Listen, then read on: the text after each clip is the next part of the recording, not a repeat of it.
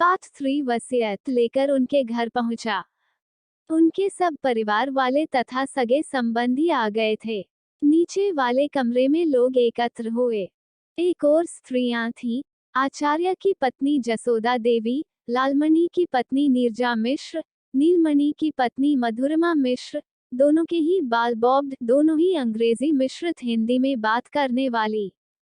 आचार्य की पुत्रियां सरस्वती और सावित्री, भारतीयता की प्रतिमूर्ति लेकर सौदामिनी अपनी भाविजों से 21 निकलती हुई। दूसरी ओर पुरुष थे, आचार्य के पुत्र लालमणि और नीलमणि, आचार्य के दामाद ज्ञानेंद्रनाथ पाठक, जयनारायण तिवारी तथा संजीवन पांडे, आचार्य के भतीजे जगतपति मिश्र, श्रीपति मिश्र और लोकपति मिश्र। बुधई सब लोगों के पान पानी की व्यवस्था कर रहा था। मैं उस समय तक अत्यधिक गंभीर था। आचार्य चूड़ामणि के आदेश का पालन करते हुए मैंने उनकी वसीयत का शेषांश अपने घर पर नहीं पढ़ा था, यद्यपि उसे पढ़ने की इच्छा बहुत हुई थी।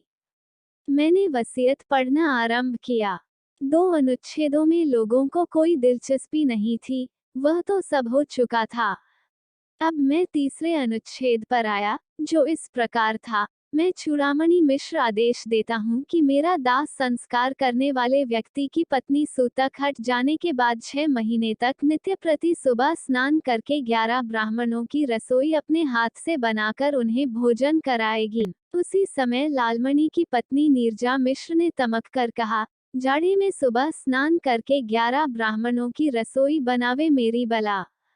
बूढ़े की सनक पर मैं अपनी जान नहीं दे सकती। मैंने नीरजा मिश्र की बात अनसुनी करते हुए तीसरे अनुच्छेद का शेषांश पढ़ा। यदि वह स्त्री इससे इनकार करती है, तो क्रमानुसार यह काम मैं दूसरी वधू और इसके बाद अपनी 3 लड़कियों के हाथ में सौंपता हूँ। इसके लिए उस स्त्री के लिए 25,000 रुपए की रकम निश्चित करता हूँ।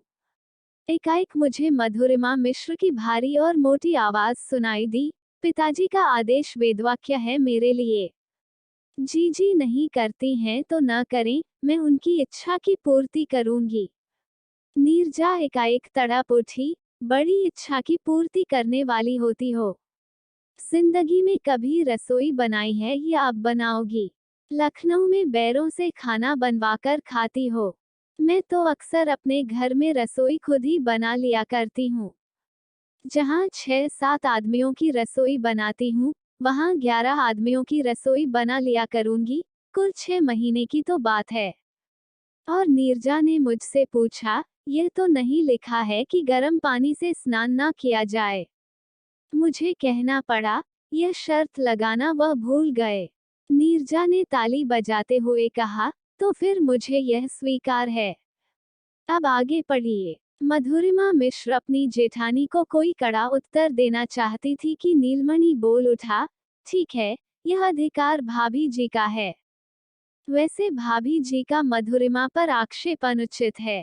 मधुरिमा ने 50-50 आदमियों का भोजन अकेले अपने हाथ से बनाया है। भाभी जी को अपने शब्द वापस लेने चाहिए। मैं अपने शब्द किसी हालत में वापस नहीं ले सकती। नीरजा ने चीखकर कहा, लेकिन वाह रे लालमणि। उसने उठकर कहा, मैं नीरजा के शब्द वापस लेता हूँ।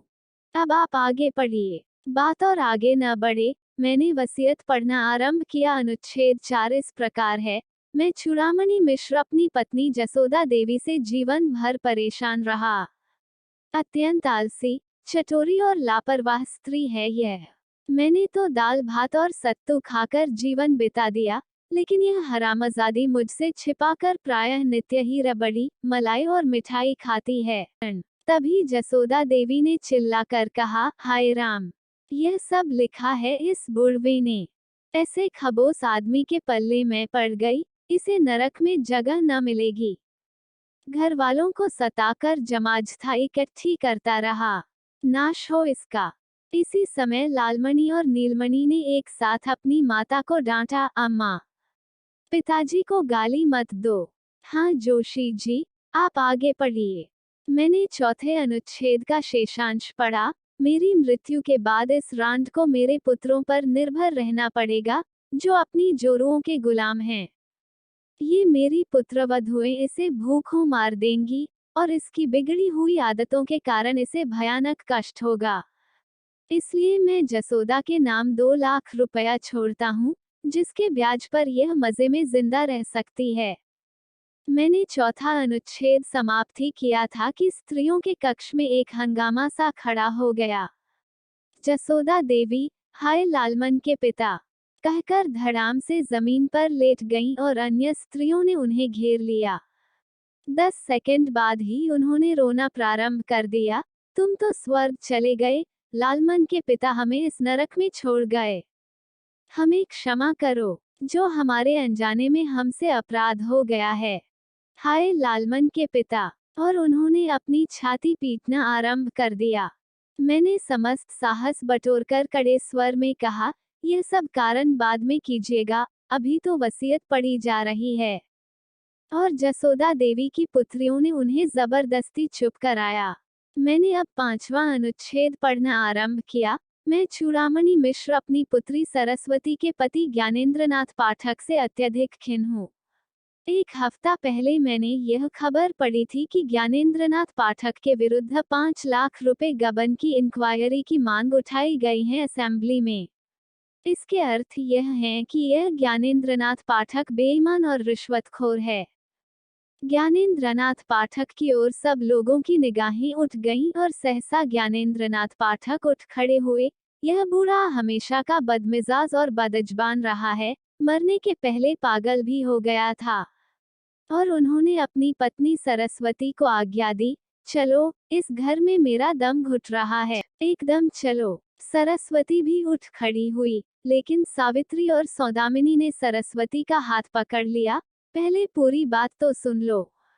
दूसरी ओर पुरुषों ने ज्ञानेंद्रनाथ पाठक का हाथ पकड़कर बैठाया। नीलमणि ने मुझसे कहा, हाँ जोशी जी, 5वां अनुच्छेद पूरा कीजिए।